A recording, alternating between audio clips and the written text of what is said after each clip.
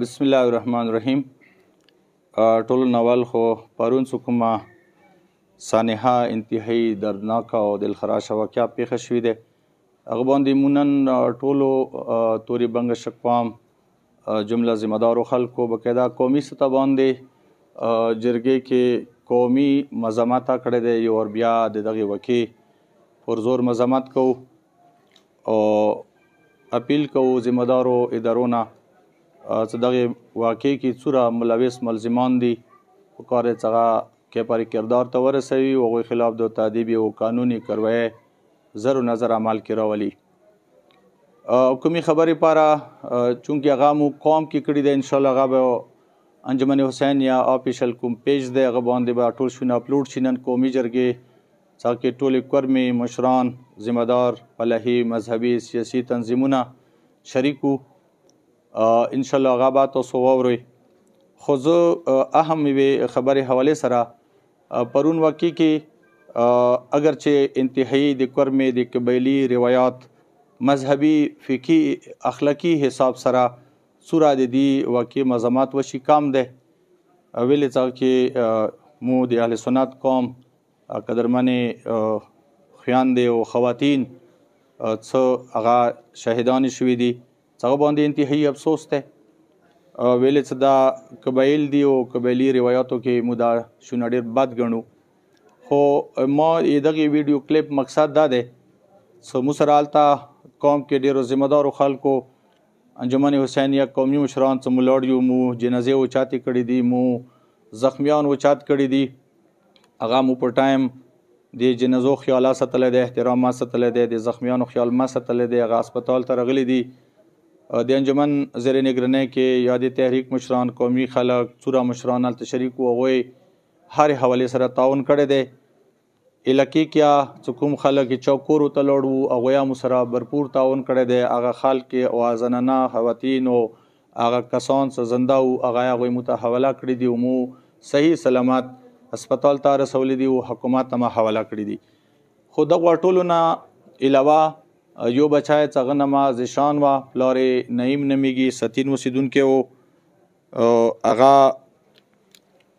چا کور ته نوتلی و، هغوی محفوظ کړی و، خپلو بچیو سره یې ساتلی و او ښه خدمت یې کړی و. مخام یې ما ته ذمهدارۍ په تحت دلته راوستو.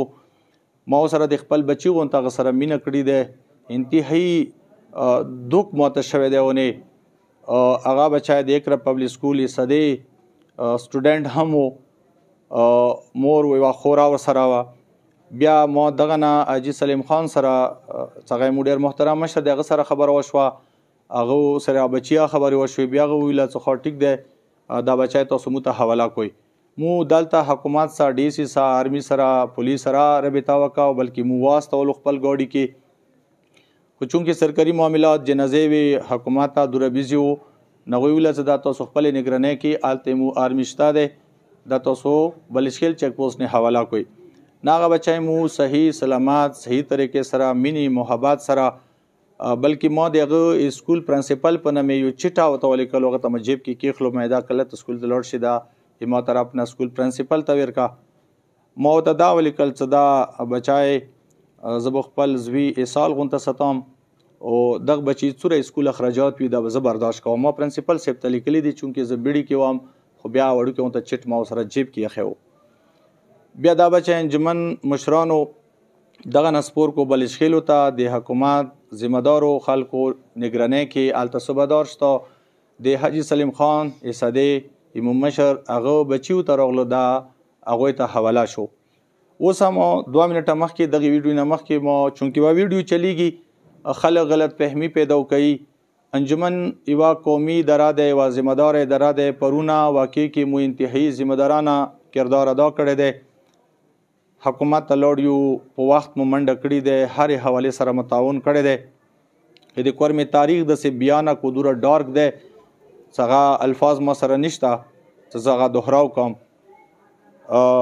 خو بچی هغوی ته حواله دی. 2 منټه مخکې ما څه ملک فخر زمان څنګه مو مشر دی هغوی سره او حاجي سلیم خان څخه خبره وشوه.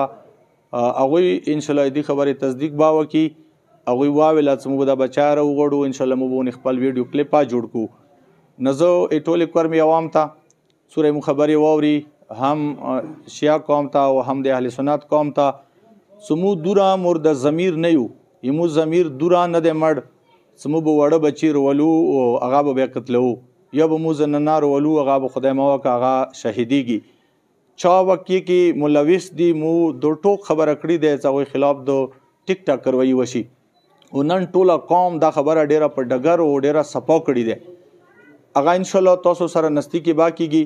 زه ټولې کورمې عوام ته، ټول پاکستان عوام ته چوک چوکې مو ویډیو کسی مو انجمن حسین یافیس نه ذمہ داری سره دا خبره کوو چې بچای زیشان مو صحیح و سلامت انشاءالله تاسو به مونه بعد صدې مشران به دي شي تصدیق وکړي، یا به تاسو وکسوئ هغه صحیح دی، هغه زنده دی، هغه سلامت دی، هغه مو ډېر با حفاظت ډېرې مینې سره هغه خلکو ته خلخانې ته رسولی دی. دی ما پیغام و په کار نه دی چې ځنه خلک داسې غلطې ویډیو و داسې غلط خبرونه پیلاو کوي. زه به دا وایم چې اندغو غلطو خبرو وجې نه پرونه چې غره نه کوم غلط خبر راغلو، اگر چې فایرنګ شوی و دې کې شک نشته، خو څه جواب دا و چې هلته ډیډ باډي دي، خلک یې مړه کړه، خلکو نه یې سرونه پرې کړه و داسې وشو. هغه خبر نتیجې کې چې کوم ریاکشن وشوه څومره دردناک و څومره بیانک دی. ما گزارش دا د کورمې عوام نه چې خدای پاره د سوشل میډیا د موبایل د سکرین نن سبا انتهایی زیات حساس دی. د کورمې حالاتو کې د سوشل میډیا واجې نه ډېر زیات مشکلات دي. نو خدای د پاره تاسو د موبایل استعمال مناسبې طریقې سره کوئ، اصل خبرونه اصل خبره خلکو ته رسوئ، غلط بیاني، غلط خبر، غلط ویډیو چلول دا نه دي په کار.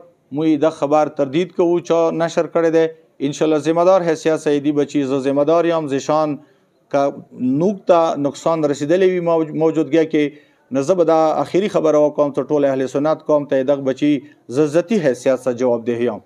انشاءالله تاسو به تسلی وشي.